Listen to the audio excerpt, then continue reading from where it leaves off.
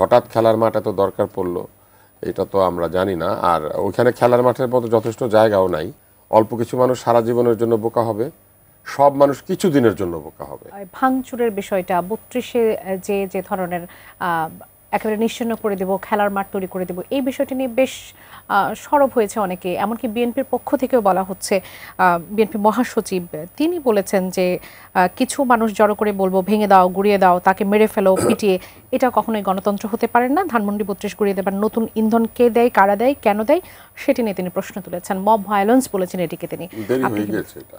ওনারা এর আগের বার যখন এখানে ভাঙচুর হয়েছিল তখন তাদের পক্ষীয় ছাত্র জনতা সেখানে উপস্থিত ছিল এবং তারাও ভাঙচুরে অংশ নিয়েছিল। ফলে এই বিষয়টা এখন দেরি হয়ে গেছে, এখন এটা বলে কোনো লাভ নাই।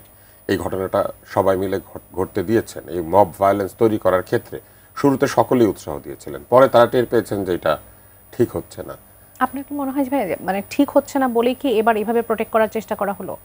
এখানে প্রোটেক্ট করার মতো কি আছে? এখানে এর আগের বার যখন ভাঙা হয়েছে নারকেল গাছগুলো নারকেল সহ ভেঙে ফেলেছে, যেটা আমার কাছে খুব অবাক লেগেছিল। কারণ আমাদের পরিবেশ উপদেষ্টা সারাক্ষণ বৃক্ষ নিধনের বিরুদ্ধে বলেন, বৃক্ষেরও দোষ কি ছিল, মানে আমার কাছে এটা মনে হয়েছে।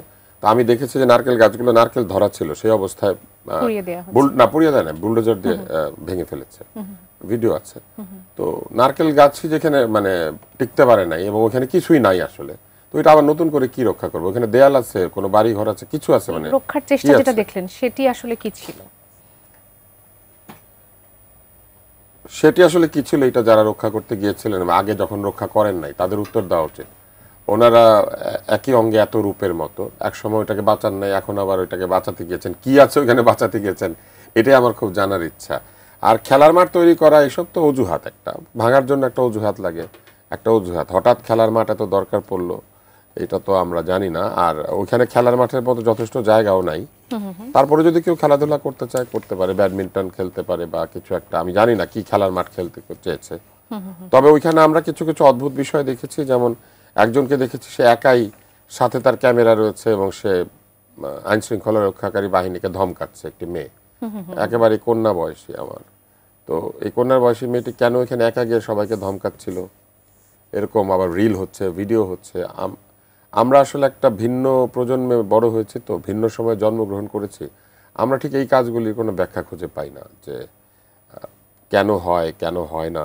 তবে আপনি যেটা বলেছেন যে খুব বাঁচানোর চেষ্টা করা হয়েছে, আমার কাছে মনে হচ্ছে সবই অনেক দেরি হয়ে গিয়েছে। এইটা এখন আর করা না করার মধ্যে কিছু আসা যায় না। কিন্তু একটা প্রশ্ন আছে আমার, সেটা হচ্ছে আপনি বাঁচাতে গিয়েছেন কিন্তু ওই পর্যন্ত বুলডোজার আসতে দিয়েছেন। বুলডোজার কোত্থেকে পায়? বাংলাদেশে কি ব্যক্তি মালিকানায় ঢাকা শহরে কেউ বুলডোজার নিয়ে ঘোরাফেরা করে? ধরেন বিয়ে খেতে যায় কিংবা শোভাযাত্রা করে বুলডোজার দিয়ে, কিংবা এই এক্সকাভেটর যেটাকে বলে, যেটাকে বুলডোজার বলছি আর কি আমরা, এই এক্সকাভেটর কি ঢাকা শহরে খুব একটা জনপ্রিয় বিষয়? প্রত্যেক ঘরে ঘরে এক্সকাভেটর আছে, মানে এটা পায় কোথা থেকে? এটা নিয়ে আসতে পারে এত বড় রাস্তার উপর দিয়ে, ঢাকার মতো একটা ব্যস্ত জনপদে দিনের বেলা এটাকে নিয়ে আসে, এবং তারা কিন্তু আগের দিন এটা নিয়ে ঘোষণাও দিচ্ছে যে হ্যাঁ। তো এইসব আসলে আমি মনে করি এগুলো মন্তব্যর ঊর্ধ্বে চলে গিয়েছে। এগুলো নিয়ে মন্তব্য করা মানে সময়ের অপচয়। সবাই সবকিছু দেখছে, সবাই সবকিছু জানছে, সবাই সবকিছু বুঝতে পারছে। আমি একটা লাইন শুধু উল্লেখ করতে চাই, এটা একটা খুব জনপ্রিয় লাইন। আপনি কিছু মানুষকে সারা জীবনের জন্য বোকা বানাতে পারবেন, আর আপনি সব মানুষকেও